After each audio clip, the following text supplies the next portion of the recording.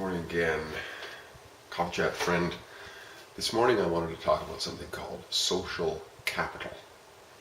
This is something that came up in a conversation I had with somebody a little while ago, and it had to do with a question that somebody had of me as to what is important in terms of getting in order in one's life. And I, once again, didn't make this or give this answer as anything authoritative, or it was just an opinion that I thought, because I felt that it was left out of the equation in the conversation.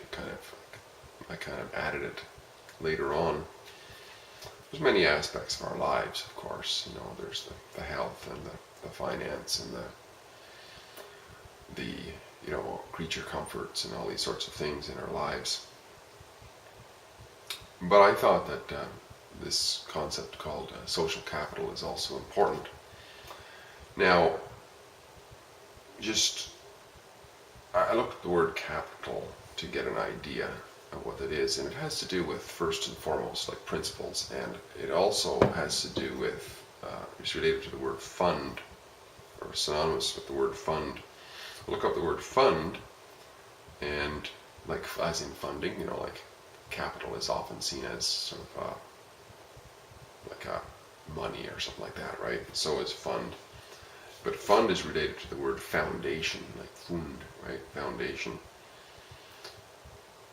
And that's related to something called like a base stock. So they use the term in the etymology dictionary of the merchants, foundational stock, or his base equity or something like that. So it has to do with something fairly rooted. Now, if we think about it in terms of the foundation or the base of society or groups, is this cohesion of being able to help each other. And so the social capital is the ability to have a group of people who are helping each other. So if you have a group of people who help each other, you can call on each other like an extended family, or just a group of friends, where if somebody needs somebody to talk to, somebody needs a hand at something, somebody needs somebody's input, like I want to paint my house, I can call somebody who's better with colors than I am and say, hey, what do you think of this color? And the ability to do that is what I would call social capital, because it's like there's a connection with others without having to buy somebody's service or whatever. It's just being able to connect with somebody else and say, hey, what do you think? Or can I give you a hand? Will you give me a hand? This sort of thing is I think is really important. And I think will become more important because we've put a lot of emphasis on money in this sort of incarnation of the human family. Because with lots of money, it seems like you don't need it. You can just go buy somebody's opinion, or buy somebody's help, or whatever. There's something special about being able to have a trust relationship with a group of friends who just help each other out. I think that's neat, and I think it certainly adds to the quality of life experience.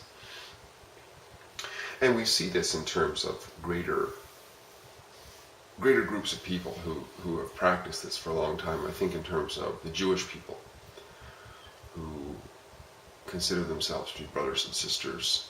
And generally that's the history anyways, just based on their affiliation, and they help each other out, and it's part of the reason I think why they're seen as so successful, and also part of the reason why they've been attacked so much too, is because people often attack success if they're not so successful. And to some extent groups like the Freemasons, who they even call each other brothers. When they join, they shake hands as brothers, and that's the point, is brothers helping brothers. So that's like a social capital that they have between them. Now, how do we build social capital? What's the, and I don't think I need to give much input on my opinion as to how this improves the quality of our life experience. I mean, we all know what it feels like when we have nobody to reach out to. When we have somebody to reach out to for certain things, it just lifts us up. It makes us feel like we're not alone in this experience of this earthly experience. Now, my opinion on how we can actually improve or build upon our social capital is, I say it's to be a giving person, to be a giving individual, a giving man or woman, in an honest way, to share, to build that trust, but not at all in a way that I'm doing this so that I can. In other words, it's not a cunning way of I'm going to do this so that I can get those people on my side and then I can get a bunch of freebies out of them. No, it's just the genuine love of it. Just the genuine love of being with other people and getting along with other people. In time, that's what people want. People want a social network. Most people want to have friends. And when there's genuineness in there, just sharing without any expectation of return, in time, there's a social group and most people have it in varying degrees, of those that they can reach out to. And, like I say, if this is done without an expectation of wanting to get anything in return, the result is that social capital built up of a group of friends who are helpful to one another, who care for one another, who there's nothing else in it for them but just the love and respect of the virtue of the others.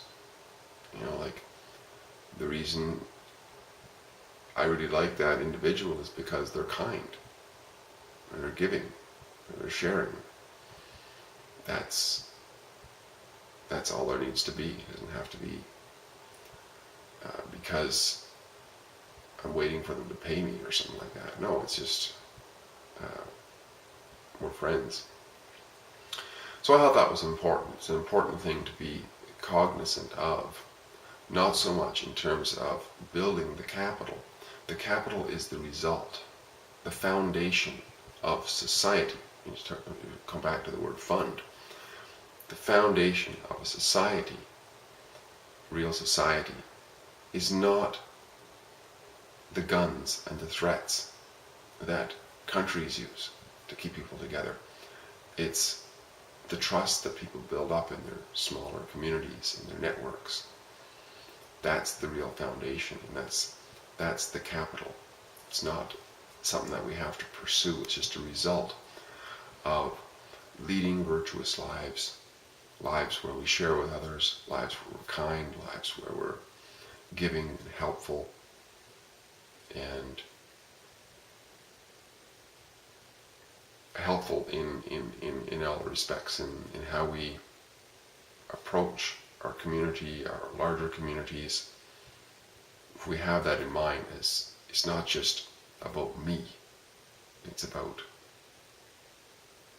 everybody. And then, as a result, the quality of life in me, or in whoever is behaving that way, increases as a result. It's kind of like social capital is kind of like a social quality. It's one of those things like happiness. It can't, in and of itself, it's not pursued. It can't be pursued. It's the result of living in a certain way. I think it's an important consideration. I think it's way up there. I'm not going to say that it's more valuable than other things in our lives, but it's way up there, and I think it's something to consider. Hope this has been helpful. Hope it's something that you can consider too, in terms of how you can help your quality of life. Just something to consider anyway. My name is Steve, and I'll sign off for now. Hope to talk to you again soon. Bye for now.